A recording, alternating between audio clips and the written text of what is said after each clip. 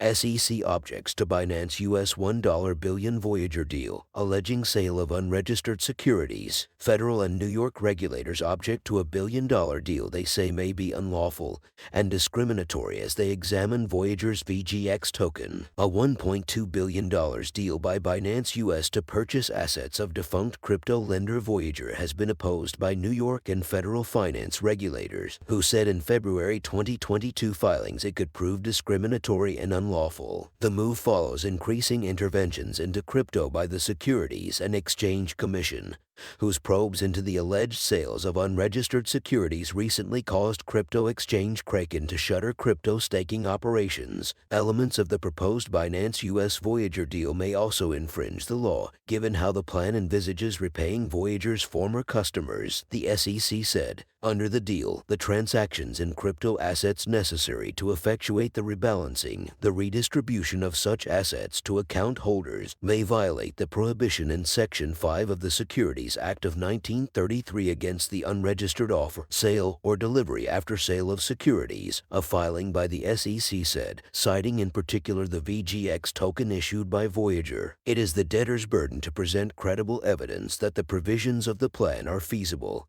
and not in violation of applicable law, the SEC said. The regulator also cited media reports that Binance is bracing itself to pay penalties for past infractions of money laundering and corruption law as evidence that the deal could become unfeasible and impossible to consummate. The deal was also opposed by New York State's Department of Financial Services and Attorney General Letitia James in two February 22 filings, including allegations that Voyager was unlawfully serving customers in the state. Despite the fact that none of the debtors are licensed in New York, the department is aware of allegations and other information indicating that one or more of the debtors may have operated and may be continuing to operate in New York in violation of applicable law, the NYDFS filing said. Voyager onboarded New York customers and thus illegally operated a virtual currency business within the state without a license, in violation of New York laws and regulations, depriving its customers of protection, the filing added. The plan also discriminates against New Yorkers who won't be able to reclaim their crypto for 6 months while Binance US gains approval in the state, NYDFS said. In January, the SEC filed a limited objection to the deal, saying there wasn't enough detail to show Binance US could afford it. The Federal Trade Commission has also indicated it is probing Voyager, which filed for bankruptcy in July for deceptive marketing. Voyager had previously argued that the Binance US deal offers the best possible outcome for creditors and that NYDFS objections are hypocritical because the regulators themselves are limiting the ability to distribute crypto. Voyager creditors themselves had until 1600 Eastern Time on Wednesday to approve the deal, and the company's counsel has said that with a few hours of voting left, the vast majority had done so. In other news, if you have watched this far, please like and subscribe.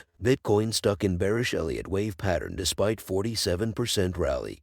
QCP Capital says, in wave theory, market trends unfold in 5 waves, 3 of which represent the primary trend and the other constitute partial retracements. Bitcoin's year-to-date rally seems to be a retracement ahead of the final leg lower, the crypto trading firm said. Bitcoin's resurgence this year has convinced many analysts the crypto bear market has ended and the path of least resistance is to the higher side. QCP Capital suggests otherwise. According to the Singapore-based crypto options trading giant, Bitcoin's 47% year-to-date rally looks like a bear breather within a broader slide that began November 2021, and the final leg of the bear market could soon resume. The analysis is based on Elliott wave theory introduced by Ralph Nelson Elliott in 1938 in his book, The Wave Principle. The theory assumes that asset price movements can be predicted by observing and identifying a repetitive wave pattern. Elliott found that market trends unfold in 5 waves, of which waves 1, 3, and 5 are impulse waves representing the primary trend. Waves 2 and 3 are retrace waves, representing a temporary breather to the preceding impulse waves. An important rule is that the first wave tends to be roughly the same size as the fifth, and the third wave is usually the longest.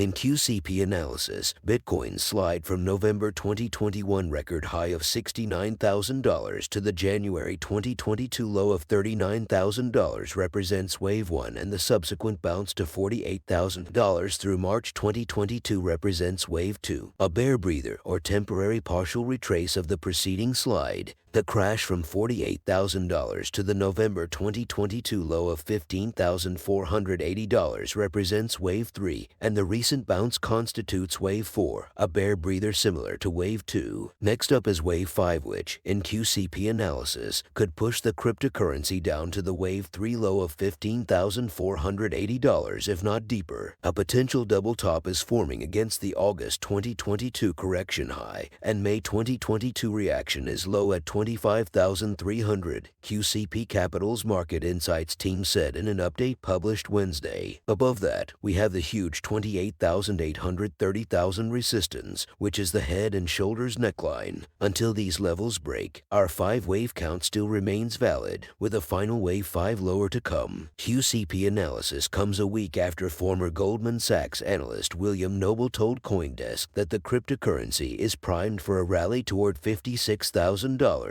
That is all I have for you today. Thank you and goodbye.